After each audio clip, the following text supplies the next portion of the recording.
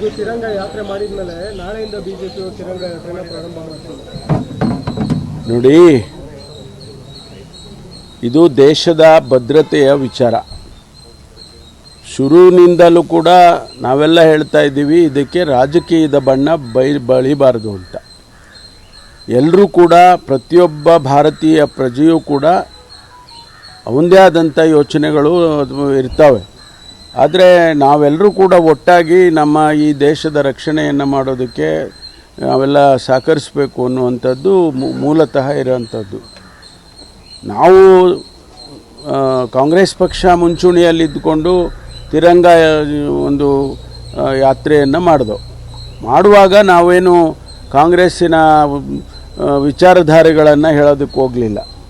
ನಾವೆಲ್ಲರನ್ನೂ ಕರೆದು, ನಿಮ್ಮನ್ನು ಕರೆದು, ನಾವು ಮಾಧ್ಯಮದವ್ರನ್ನೂ ಬನ್ನಿ, ಇದು ದೇಶದ ವಿಚಾರ ಇದೆ, ಎಲ್ಲರೂ ಬನ್ನಿ, ಎಲ್ಲ ಪಕ್ಷದವರು ಬನ್ನಿ.